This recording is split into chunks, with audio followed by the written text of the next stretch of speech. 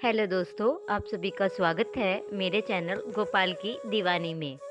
दीपावली का पावन पर्व कार्तिक मास की अमावस्या के दिन बनाया जाता है। इस त्योहार पे लोग एक दूसरे को मिठाइयाँ देते हैं और उपहारों से सम्मानित करते हैं। इस दिन एक दूसरे को खुशी खुशी, धन सुख और स्वास्थ्य की दुआ भी देते हैं। दीपावली के दिन लक्ष्मी, गणेश, सरस्वती माँ की पूजा विधि विधान से की जाती है। ऐसी मान्यता है कि इस दिन जो लक्ष्मी माता की पूजा करते हैं उन्हें पूरे साल समृद्धि का आशीर्वाद प्राप्त होता है। हालांकि दीपावली के दिन कुछ बातों का विशेष ध्यान रखना होता है।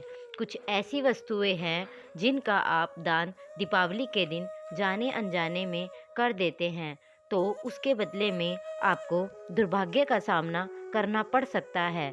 ये 4 चीज़ें कौन-कौन सी हैं, जितना हो सके आप दीपावली से 1 दिन पहले सारे घर के काम निपटा कर दीपावली के दिन जितना भी हो सके आप माँ लक्ष्मी में चरणों में ध्यान लगाइए।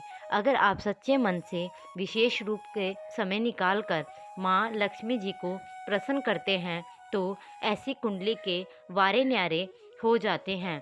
साक्षात धन की देवी माँ लक्ष्मी उनके जीवन में प्रवेश कर जाती है। माँ लक्ष्मी का उनके घर में आगमन से चारों ओर खुशहाली छा जाती है। इस तरह से दीपावली के बारे में बताया गया है। जिस तरह से आप अच्छे कार्य करके माँ लक्ष्मी को प्रसन्न कर सकते हैं। दूसरी कुछ चीज़ें ऐसी हैं, कुछ काम ऐसे हैं जिन्हें करने के लिए बिल्कुल मना किया जाता है। इन चीज़ों को आप दीपावली के दिन दान में दे देते हैं तो आपके परिवार में खुशियाँ चली जाती है। परिवार पर दुखों का पहाड़ टूट पड़ता है। यहाँ तक कि परिवार में अकाल मृत्यु भी हो सकती है। अच्छी खासी नौकरी जा सकती है। व्यवसाय का घाटा हो सकता है। कंगाली आ सकती है। पहली बात तो आपको दीपावली के दिन भले ही फटे पुराने कपड़ों का दान नहीं करना है। अगर आप ऐसा करते हैं तो आपको दुर्भाग्य का सामना करना पड़ सकता है। धनतेरस के दिन धनिये के बीज खरीद कर लाना, फिर उनकी पूजा करना, किसी गमले में लगा देना, यह एक परंपरा है। यह बहुत लोकप्रिय है क्योंकि भगवान धन्वंतरी को धनिया बहुत अधिक प्रिय है। इसलिए धनिये के बीज घर में लगाए जाए तो समृद्धि बनी रहती है। लेकिन घर की साफ सफाई करते वक्त धनिया कभी भी बाहर नहीं निकालना चाहिए। जिस घर में धनतेरस को धनिया बोया जाता है उस घर में माँ लक्ष्मी दोनों हाथों से धन की रक्षा करती है। जैसे धनी के बीज बोने से घर में हरा धनिया उगता है, उसी तरह माँ लक्ष्मी के साथ धनवंतरी का भी आशीर्वाद मिलता है।